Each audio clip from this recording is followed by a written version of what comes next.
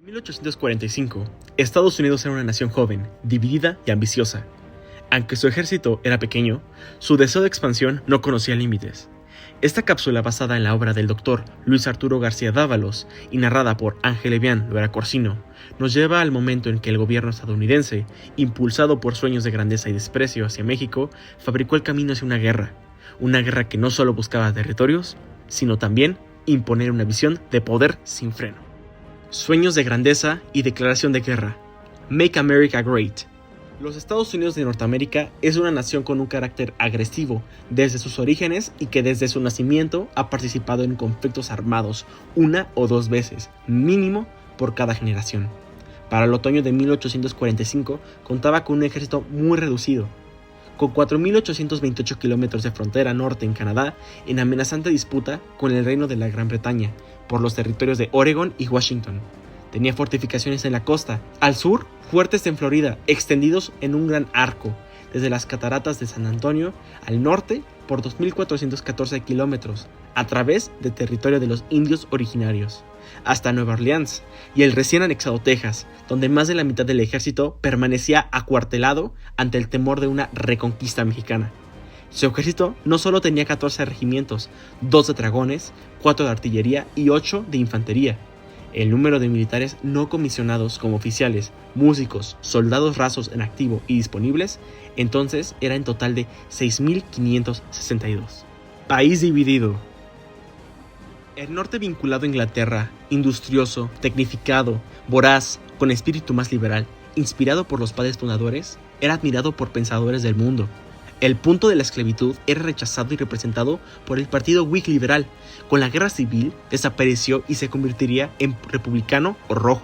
El sur agrícola, algodonero y esclavista, vinculado a Francia y Europa, poco respetuoso de las formas y amante de la esclavitud productiva, se oponía frontalmente a los Whig.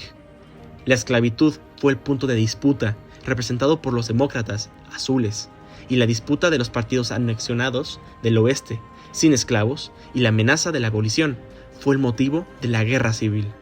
El sur confederado perdió por la superioridad tecnológica en barcos y armas de guerra y quedó devastado. Elecciones competidas 1844. Demócratas versus Whigs. La guerra con México estrictamente no empezó en 1846, sino en 1844. Las elecciones presidenciales se celebraron en Estados Unidos del 1 de noviembre al 4 de diciembre de 1844.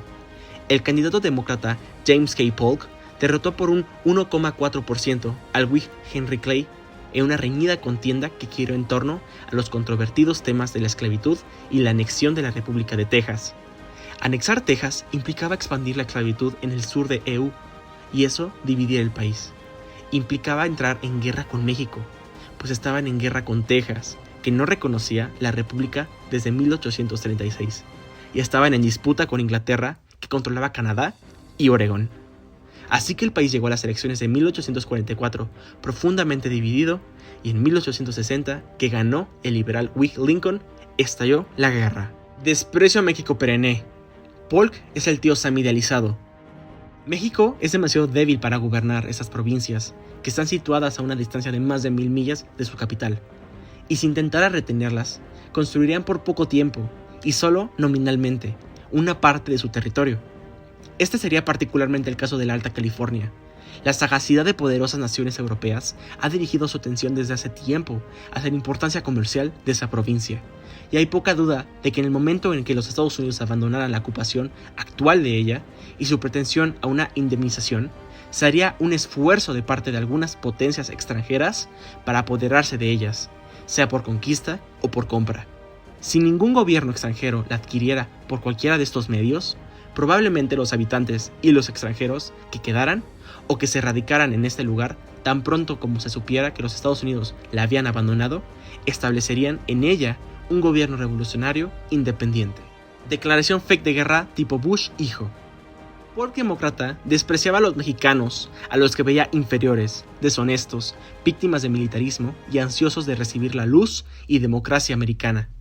Polk tenía la idea de una guerra pequeña con México para apoderarse de California y Nuevo México, a fin de obligarlo por las armas a la venta de esos territorios. Para justificar su guerra, planeó la manera de representar a México como el agresor y a su gobierno comportándose siempre conforme a las leyes de la guerra, que argumentara constantemente para justificar sus excesos y nunca fue claro de sus motivos e intenciones en la guerra. Torcía la realidad y mentía en los discursos públicos. Abril de 1846.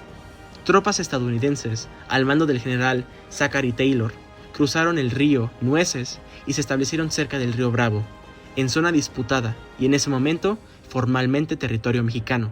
25 de abril de 1846.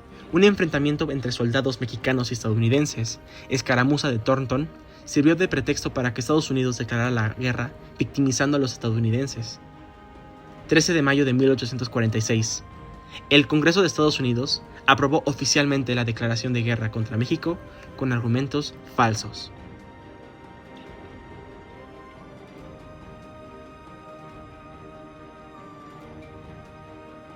Así comenzó el conflicto, no por necesidad sino por ambición. En el siguiente episodio veremos cómo estas decisiones marcaron el rumbo de una guerra que aún resuena en la historia de ambos países. Gracias por acompañarnos. Hasta la próxima.